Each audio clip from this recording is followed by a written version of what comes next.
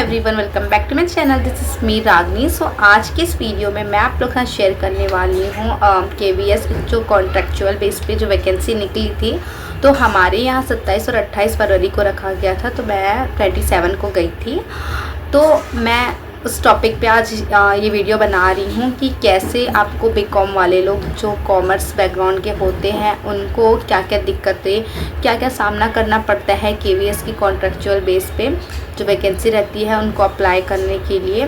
तो ये वीडियो में मैं बस यही शेयर करना चाहती हूँ कि मेरे साथ क्या हुआ जब मैं इंटरव्यू के लिए गई थी। तो सबसे पहले मैंने क्या किया कि मुझे ऑलरेडी पता था कि कॉमर्स वालों के लिए सब्जेक्ट कॉम्बिनेशन नहीं होता है TGT के लिए।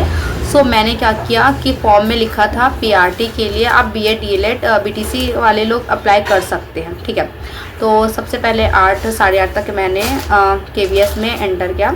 उसके बाद मैंने PRT का जहाँ पे सिलेक्शन हो रहा था तो मैंने वहाँ पे फॉर्म फिलअप वगैरह किया। बहुत देर तक फॉर्म फिलअप करने के बाद तो मैंने वहाँ पे जाके फॉर्म फिलअप किया। 10-15 मिनट तक वहाँ पे फॉर्म फिलअप करी कि ये सोचे कि PRT के लिए एटलीस्ट हो जाएगा वहाँ पे फॉर्म में लिखा है करके, लेकिन ऐसा कुछ नहीं हुआ। मैंने थोड़ा सा वेट किया। फिर वहाँ पे जब डॉक्यूमेंट वेरिफिकेशन के लिए मैं वो क्लासरूम के अंदर गई तो वहाँ पे साफ साफ बड़े बड़े अक्षरों पे लिख दिया था कि PRT के लिए BEd नॉट एलिजिबल।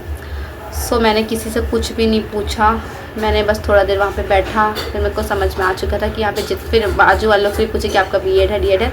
तो उन्होंने जिसका BEd था वो कंप्यूटर के लिए अप्लाई कर दिया था उन्होंने। तब उसके बाद मुझे नहीं पता कि उनका क्या हुआ कि नहीं हुआ। सो मैं फिर टाइम वेस्ट ना करते हुए मैं PRT के लिए वाले जगह से हट गई। फिर मैंने एक और फॉर्म लिया। नीचे में आपको फॉर्म मिल जाता है, जो फॉर्म फिलअप नहीं किया रहता है उनके लिए बहुत सारे रहते हैं पहले से अरेंजमेंट कि वहाँ से फॉर्म आप ले सकते हो। तो फिर मैंने सेकंड फॉर्म नीचे से लिया। उसके बाद मैंने TGT के लिए अप्लाई किया। चलो कुछ नहीं, एटलीस्ट कहीं ना कहीं से कुछ तो मैं करूं ऐसे करके। तो मैंने TGT के लिए जहाँ पे हमारा सोशल स्टडी जो कॉमर्स वालों को मिला जाता है कि अप्लाई करने के लिए, तो मैंने TGT का फॉर्म भरा। तो फिर मैं जैसे ही TGT के रूम में गई जहाँ सोशल साइंस वालों के लिए डॉक्यूमेंट वेरिफिकेशन कर रहे थे, तो वहाँ पे मैंने जाके देखा। तो कुछ देर बैठी जब तक मैं फॉर्म फिलअप करी। वहाँ पे बहुत भीड़ था। जो सोशल साइंस का जो फॉर्म ले रहे थे सर, तो उन्होंने बहुत भीड़ था तो मैंने पीछे बैठकर देखा। तो उन्होंने बहुत सारे कैंडिडेट्स को ऐसे उनके फॉर्म को बाहर कर दिया। तो मैंने नहीं पूछा। फिर मैंने सुना कि वहाँ पे फॉर्म इसलिए आउट कर दे रहे हैं बीकॉम वालों को सोशल स्टडी के लिए, डॉक्यूमेंट वेरिफिकेशन उन लोग का नहीं हो पा रहा है क्योंकि उनका सब्जेक्ट कॉम्बिनेशन नहीं था। एटलीस्ट वहाँ पे ये कहा जा रहा था कि आपका बैकग्राउंड बीकॉम कॉमर्स से है, आपका ग्रेजुएशन, तो आपको TGT के लिए आप अगर फॉर्म अप्लाई कर रहे हैं तो आपका 2 साल में या तो फिर आपका हिस्ट्री होना चाहिए, या फिर आपका पॉलिटिकल साइंस होना चाहिए, या फिर इकोनॉमिक्स होना चाहिए, या फिर जियोग्राफी होना चाहिए। इन 4 सब्जेक्ट में से आपका 2 सब्जेक्ट तो आपके ग्रेजुएशन में होने ही चाहिए। लेकिन बीकॉम वालों के लिए ये सब चीज़ तो उन्होंने कभी पढ़ा नहीं रहता है। सोशल स्टडी के लिए ये BA वाले लोग में ही आता है।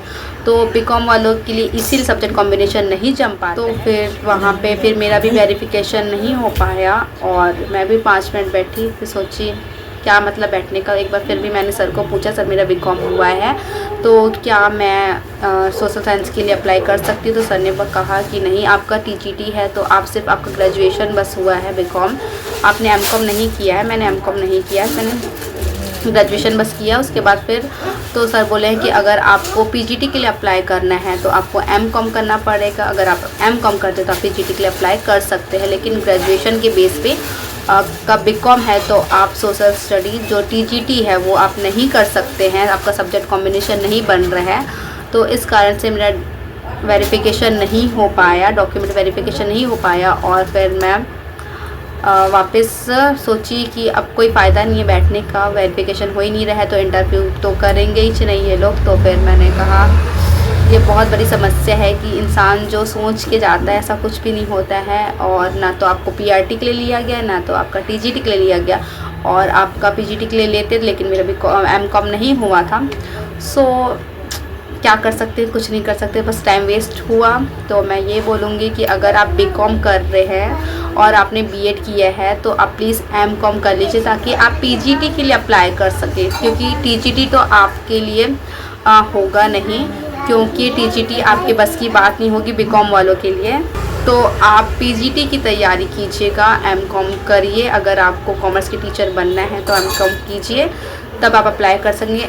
केवीएस में जो रूल है, जो पिछले बहुत सारे लोगों ने जो नोटिफिकेशन था वो उनको दिखाया कि ऐसा रूल नहीं है ऐसे करके, फिर भी सर ने कहा जैसा केवी का रूल है हम उस रूल के ऊपर चलते हैं। तो इसके हिसाब से आपका कॉम्बिनेशन नहीं जम रहा है, तो जिसका कॉम्बिनेशन नहीं जम रहा है वो लोग तो चले गए।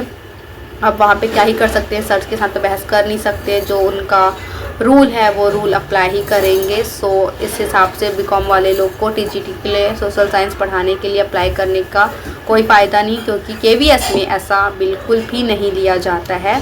भले आप अदर स्टेट्स में आप अप्लाई कर सकते हैं, या फिर स्टेट वाइज जो वैकेंसी निकलती है आप उसमें अप्लाई कर सकते हैं, लेकिन केवीएस में ऐसा कुछ नहीं है। कॉम्बिनेशन के कारण आपको, सब्जेक्ट कॉम्बिनेशन के कारण आपको बाहर कर दिया जाता है। हाँ, भले आप पीजीटी की तैयारी करिए एमकॉम से, या फिर अदर जो स्टेट गवर्नमेंट जो वैकेंसी निकालती हैं टीचर के लिए, तो आप उस पर अप्लाई कर सकते हैं। तो मेरा अनुभव ये था।